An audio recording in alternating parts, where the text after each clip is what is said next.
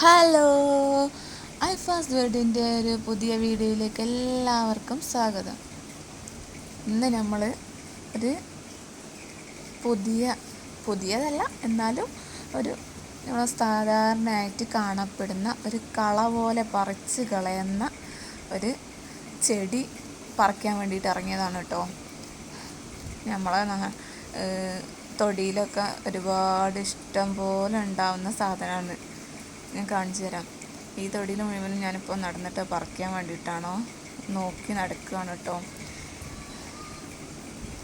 നമ്മൾ നോക്കി നടക്കുന്ന സാധനം ഞാൻ കണ്ടിട്ടുണ്ട്. ഇപ്പോൾ കാണിച്ചു തരാവേ.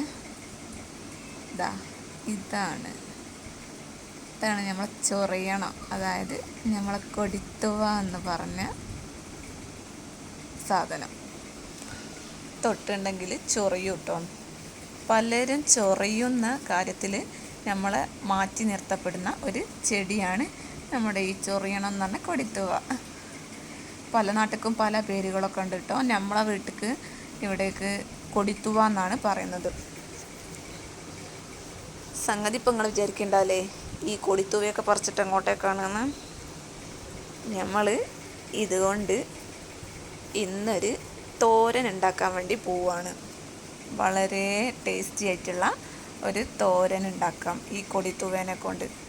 ഇതിൻ്റെ ഉപയോഗം എന്ന് പറയുന്നത് നമ്മൾ പലരും എന്നാൽ കളയായി പറിച്ച് കളയലാണ്. പക്ഷേ ഭക്ഷ്യയോഗ്യമായ ഒരു സസ്യമാണെന്ന് ഇതാർക്കും അറിയുന്നില്ല എന്നുള്ള കേട്ടോ വാസ്തവം. ഇത് നമ്മുടെ ഭക്ഷണത്തിന് മാത്രമല്ല നമ്മൾ ഉപയോഗിക്കുന്നത്. ഇത് ഒരു നല്ലൊരു ഔഷധ സസ്യം കൂടിയാണ് കേട്ടോ. അനീമിയ, വാദം, ആസ്തുമ, ഈ ഉറക്കക്കുറവ്, മുടി കൊഴിച്ചിൽ, ഇങ്ങനെ നിരവധി കാര്യങ്ങൾക്ക് പണ്ടുള്ളവർ ഉപയോഗിച്ച് വരുന്ന ഒരു ഔഷധ സസ്യം കൂടിയാണ് നമ്മുടെ ഈ കൊടിത്തുവ എന്ന് പറയുന്നത് കേട്ടോ. അപ്പോൾ തോരൻ ഉണ്ടാക്കാൻ ഒത്തിരി ഇല നമുക്ക് കിട്ടിയിട്ടുണ്ട്. പിന്നെ നമ്മുടെ ഈ ഇല പറിക്കുമ്പോൾ ശ്രദ്ധിക്കേണ്ടത് അത്യാവശ്യം വൃത്തിയുള്ള സ്ഥലത്തു നിന്നൊക്കെ പറിക്കുക കേട്ടോ. ഈ അഴുക്ക് വെള്ളം ഒന്നും ഉള്ളിടത്തു നിന്നല്ല, അങ്ങനത്തെ അത്യാവശ്യം നല്ല അന്തരീക്ഷത്തു നിന്ന് പറിച്ചെടുക്കുക. നല്ല വൃത്തിയുള്ള ഇലയാവണം, പുഴുവും ഇതൊന്നും ഇല്ലാത്തതാണ്, ശ്രദ്ധിച്ച് നോക്കിയെടുക്കണം.